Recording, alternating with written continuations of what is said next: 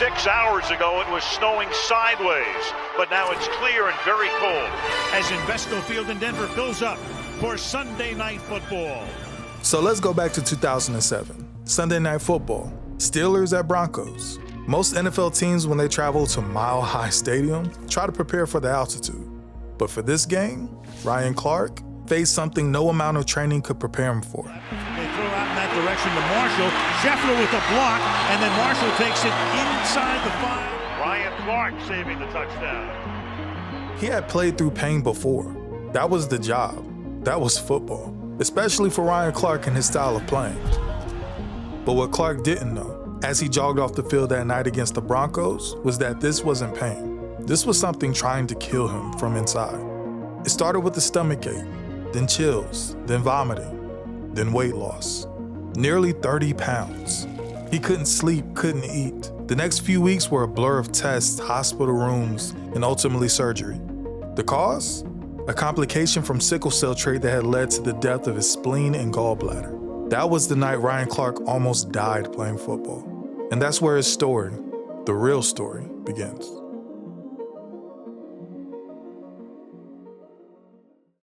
Okay, so before we continue this video, I just wanted to say thank you. This channel just hit 40,000 subscribers, which is honestly crazy to me.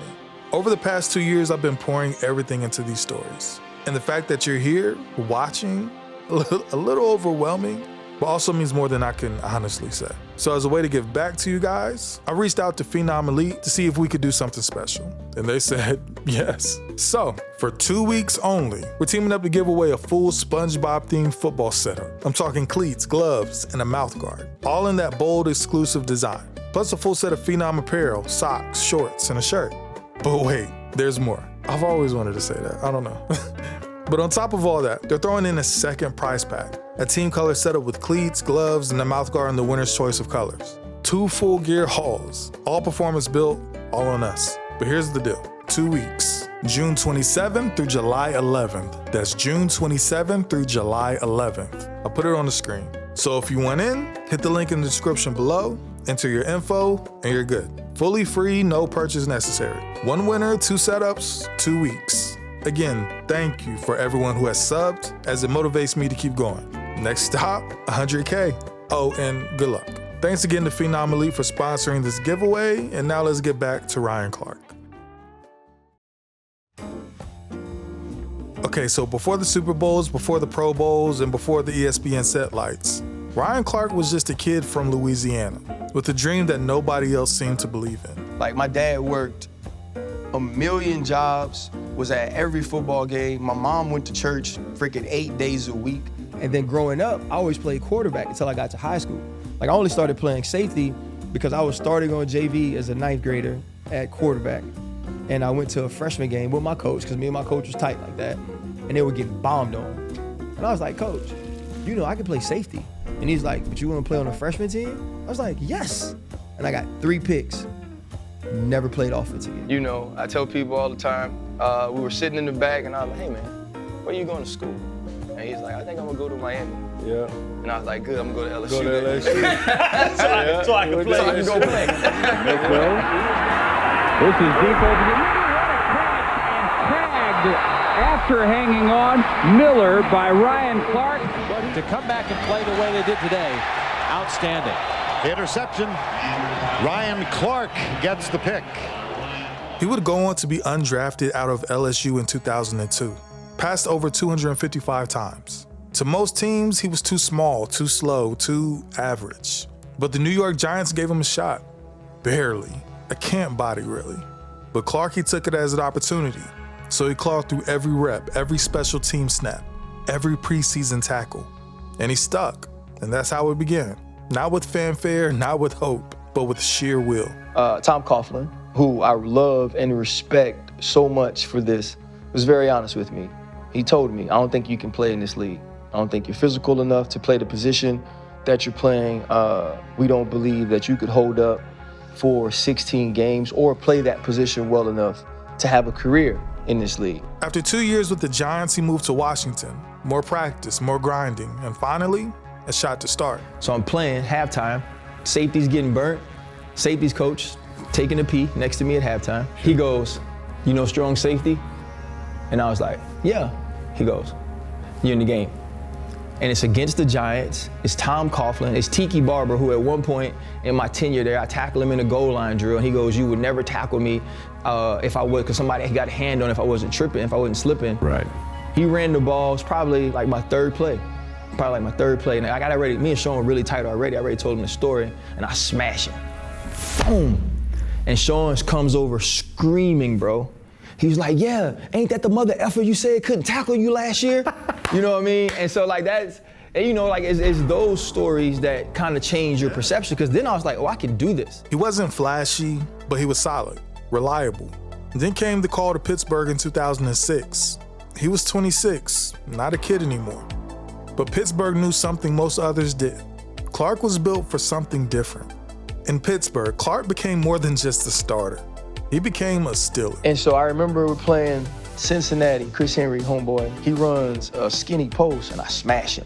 Boom, ball pops in the air. Ike Taylor catches the football, runs it down into the red zone. Inside the 20 and down at the 6. Ryan Clark absolutely hammered Chris Henry, and the ball popped up in the air, and Ike Taylor came away with it. And James Harrison, he runs onto the field, and he's like looking at him, and he's like, "Nah, you a fucking Steeler." You know what I'm saying? Like, and like that was the first time I was like, "Oh, I get it. It's about what will you give for the names on the back of the jerseys. Are you gonna give it all for Troy Polamalu? Are you gonna give it all for Casey Hampton? Are you gonna give it all for James Ferrier?" And the more I did that, and the more I learned that, like, these are still some of my closest friends, you know, in life, but you had to earn it. He was an anchor. He was a communicator, the one who lined everyone up. Quietly, he became the heartbeat of that defense. And that defense was terrifying. Legitimately, man, we would walk into stadiums and I would be like, these people might not score. You know what I'm saying? Or if we score 7, we could win. On the sideline now, first down, shot! And he is ambushed in the backfield. He's going to air it out downfield, intercepted by McFadden. From 2006 to 2011, the Steelers' defense was the definition of elite. Fast, violent, and fundamentally unrelenting. Clark didn't rack up huge interception numbers, but his presence was undeniable. He hit like a truck and played with unmatched intelligence. It's the black and gold. We bust heads. Everybody come through every time we hit the field. You know what we do. No 200 yards, 100 for backs. We hit them all in their mouth, then we knock them. But none of that mattered the night he stepped out on the field in Denver. 6 hours ago, it was snowing sideways, but now it's clear and very cold. As Invesco Field in Denver fills up for Sunday Night Football. When the Steelers faced the Broncos in 2007, Clark didn't expect anything out of the ordinary. It's not like he's never been to Denver. He played in Denver before. He had sickle cell trait, but it had never been an issue until it was. Before we get on the plane, I talked to the trainers and I look at one of the trainers and I said, my spleen is hurting. So they call the doctors up to the front. They run a couple of tests on me and, you know, tap on my organs a little bit. And they say, okay, Ryan, we need to take you off of the plane. And at that point, I wasn't necessarily in a ton of pain, but as every second went by, every minute went by, the pain began to intensify until finally I ended up spending the night in Denver in the hospital. The altitude in Denver had drastically reduced the oxygen in his blood, causing a sickling crisis. His organs, specifically his spleen and gallbladder, were under siege. The pain was excruciating. He didn't know what was happening at first. Neither did the doctors. He was misdiagnosed multiple times. I remember, man, calling Dr. Stanley Marks. He worked at the cancer center in Pittsburgh. He'd seen me like 4 times already, bro. And I called him on a Thursday night. And I was like, Doc, I'm so sorry. I was like, I know something's wrong with me though. I said, I know the tests aren't saying it. I was like, but I was waking up every night with like 103, 104 fever. I was having to change my clothes. My wife was changing the sheets, like it was bad. So I go, we're driving home. He calls my wife and he's like, where are your kids? And she was like, they're with my in-laws because my parents had come up. She was like, don't pack a bag, don't take him home, turn around and go to the hospital. By the time they figured it out, his organs had started failing. He lost 30 pounds and could barely walk. And my biggest thing was, it's like, I know I ain't soft. Like, that was my biggest thing. Like, I had a high pain tolerance. I'd fight through anything. They were basically telling me I should be playing. And I'm like, I'm 165 pounds. Who the hell I'm a tackle? One day you came by the building and when the midst of all of that stuff was going on and we were in the defensive staff room and you stopped at the door and talked to us, man, and you looked like you was about 165 pounds. I was 160 when I went to the hospital. Man, that was scary, man. Like, that was scary. The Steelers obviously shut him down for the season. He underwent multiple surgeries. His career was in jeopardy. His life was in jeopardy. And I was like, bro, like, I'm done. I was like, I don't wanna fight no more. I was like, I'm tired of being sick. You know, I was like, if I'm supposed to die, like, I'm cool. Like, my kids are okay. But this wasn't the end of Ryan Clark. This was the beginning of his transformation. And like in January, they tell me that it's like, hey, if you can get healthy enough to play, like, we think you can. And I was like, cool. And so I started training, man. I started working out.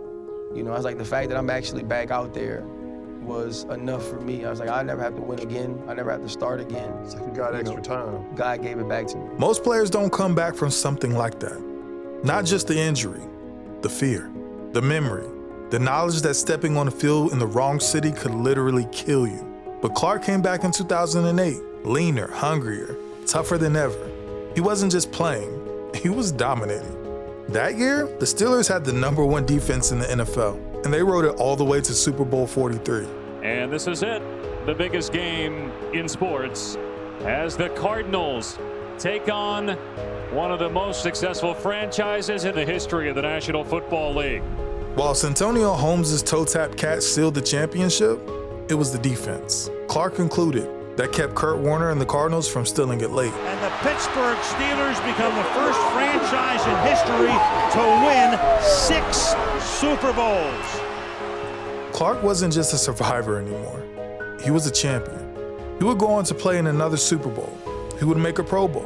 And he would keep reminding the league that they never should have doubted him. The Steelers would return to Denver for a wild card game. Clark, he didn't play. Not because he didn't want to, but because the team refused to risk his health. Our relationship was very good, but I wanted to go play again. I wanted to play in Denver. You know, and so we assembled this team, man, and we're sitting there, and he said something to me, man, that I'll always be grateful for. He was like, if you were my kid, I wouldn't even be having this conversation. It was a moment that reminded everyone, this wasn't just about football. This was about life and death. The last time we was in Denver, man, this dude almost died, right? Right.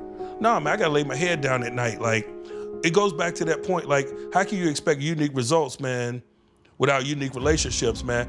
It was my job to care about that dude in that moment. Even maybe more so than he cared about himself.